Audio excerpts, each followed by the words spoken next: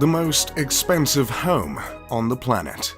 In the inner city of Mumbai, India, not far from the poverty-stricken slums, on the renowned Altamont Road, stands Antilia, the most expensive home ever created. This home ascends 27 stories, stretching 568 feet high, granting the massive structure with prime views of the Arabian Sea. In technical terms, the home is the second most expensive residential property in the world, considering Buckingham Palace is worth around $5 billion. However, Buckingham Palace is considered a crown property, whereas Antilia is a private residence. And the most expensive private residential property at that, with some pricing estimates as high as $2 billion. Even still, any list in which a residence is preceded by Buckingham Palace pretty much guarantees that place is going to be over-the-top luxurious and is likely a house I'd love to move into. In this video, I'll take you on a virtual, informative tour of this ostentatious estate, while engaging all of 2 of your senses. In this massive home, there are several ceilings that are double or triple heighted, so the 27-floored skyscraper looks more like a 50 or 60-floored building. Can you imagine only being as tall as an ordinary 27-floor building? Laughable. On some of the lower floors, there is a multi-level car lot that can hold 168 vehicles, including Mukesh's precious RS5 Crore Maybach, a car for very important people. Somewhere in that car lot is also a car service station. But if cars aren't your style, don't worry. The home also has 3 helipads placed on the roof. Few things say billionaire like more than one helipad on the roof. Both the private car lot and helipads are violations of residential bylaws in Mumbai, but from what we can tell, no one has forced the billionaire's hand to make any changes. Above the car lot, you'll find an extravagant lobby composed of 9 elevators. Further up is a 2-story recreation center with a lap pool, a gym, a juice bar, a dance studio, and a yoga studio. Floors like these are how Jeff Bezos transformed his I sell books body to his I sell what I want physique. As you continue to ascend, you will eventually run into a spa and a ballroom. The ballroom is adorned with multiple crystal chandeliers that cover 80% of the ceiling, leaving a shameful 20% exposed and unadorned. To capitalize on the entertainment focus areas of the home, there's a movie theater that sits 50 viewers. There are multiple balconies and terraces with luscious gardens hanging over the sleek facade along the home.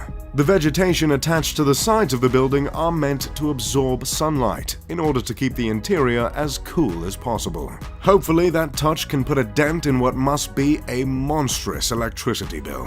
As if all this luxury wasn't enough of an escape from the hot, busy streets of Mumbai, the home comes fitted with an ice room equipped with a snow generator, meant to mimic a winter wonderland, a creative addition rivaled only by the likes of Willy Wonka. The immaculate structure was designed by architects Perkins & Will out of Chicago, and the interior design was overseen by an Australian company called Lighton Holdings. While the 400,000 square foot building is home to just 6, it's also meant to make room for a staff of 600 cooks, cleaners, and security personnel. So that makes the size of the mansion less excessive, right? I double-checked that stat, by the way, and I can confirm 100 staff per family member. The building is named after a legendary island, also called the Isle of the Seven Cities. The tale of this island originates from an old Liberian legend in which bishops fleeing from the Muslim conquest of Hispania escaped to an island and created 7 settlements there.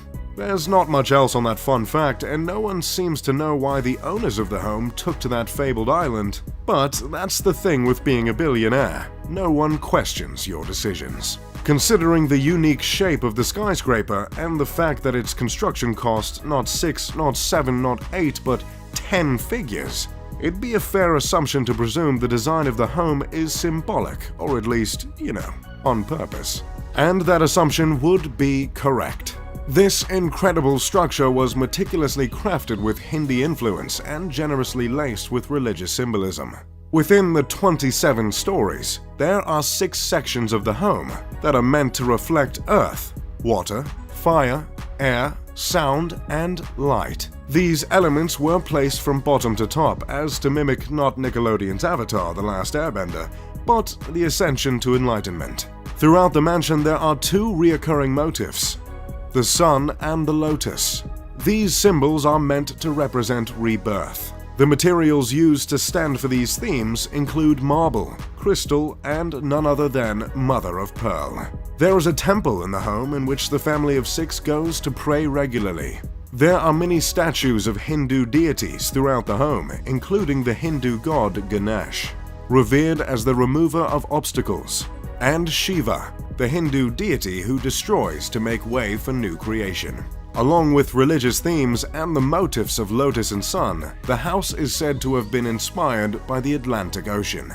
The owner of the $2 billion home is Mukesh Ambani, a petroleum titan, chairman of Reliance Industries and, surprise surprise, the richest man in India. Mukesh is responsible for a fifth of India's exports, which is absolutely outrageous considering India makes up for a third of the Earth's population.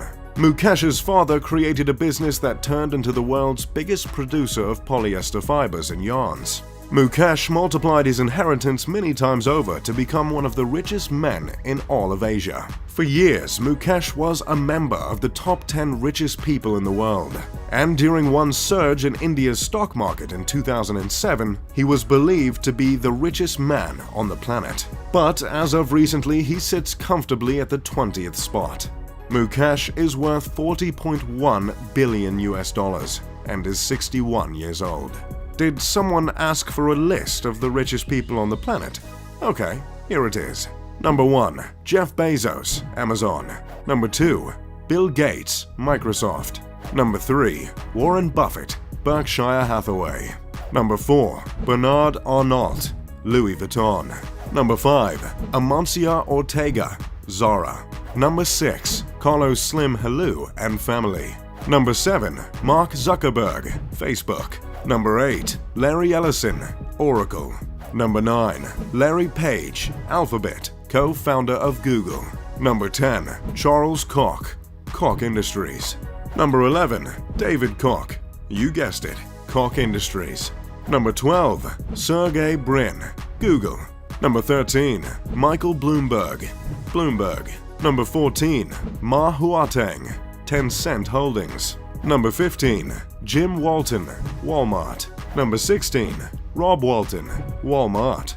Number 17. Alice Walton, Walmart. Number 18. Steve Ballmer, Microsoft. Number 19. François Bettencourt Myers and family, L'Oreal. Number 20. And our guy, Mukesh Ambani. We just love lists here at Mr. Luxury. As you might have noticed from the list, Mukesh is one of only 2 individuals from Asia to earn a spot on the list. Mumbai is the commercial capital of India and is also called the city that never sleeps because I guess they didn't know that slogan was already taken. This city is also home to the entertainment industry in India, so it's commonly known as Bollywood, yet another thing they ripped from the United States. While the city is home to the world's most expensive house, it's unfortunately also home to the world's largest slum. The popular film Slumdog Millionaire was set in Mumbai. The public reception of the house's creation has been harsh at best. I believe offending neighbors comes standard when you're creating a home worth over $1 billion, but there is certainly warrant for any offense taken in this particular case, I must admit. While the house was built on the richest stripe of land in the city, it's hard to not notice the contrast in a city like Mumbai, with such depths of poverty just blocks away. Gyan Prakash told the New York Times in 2010 that the home is in a way reflective of how the rich are turning their faces away from the city. In Mumbai, 40% of children under the age of 5 are underweight. The gap between the rich and the poor is as stark and vast here as any other place in the world. Still, there are some that bring up the charitable acts of the Ambani family, which include the creation of a hospital, when discussing the moral responsibilities of the family, not to mention numbers of the philanthropic ventures, specifically by Nita Ambani, Mukesh's wife. Which is great and all, but no one is going to ignore the gargantuan mansion towering over the city, or any of Mukesh's indulgences other than the mansion. Years before the creation of Antilia, Mukesh bought his wife an Airbus for her birthday for $60 million.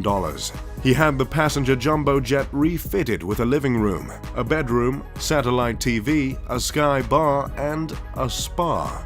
Unlike most families worth billions, the Ambani family owns just the one home as opposed to the expected several around the globe. Initially, the family shared a house with Mukesh's mother and brothers. But after Mukesh's father passed away of a stroke, he decided to break the bank on the 400,000 square foot home. The children of Mukesh and Nita all studied at universities in the States. Isha, the eldest daughter, recently graduated from Yale.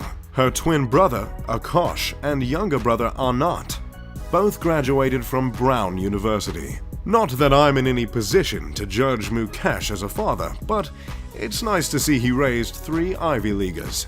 That's pretty much all I've got on Antilia and the Ambani family.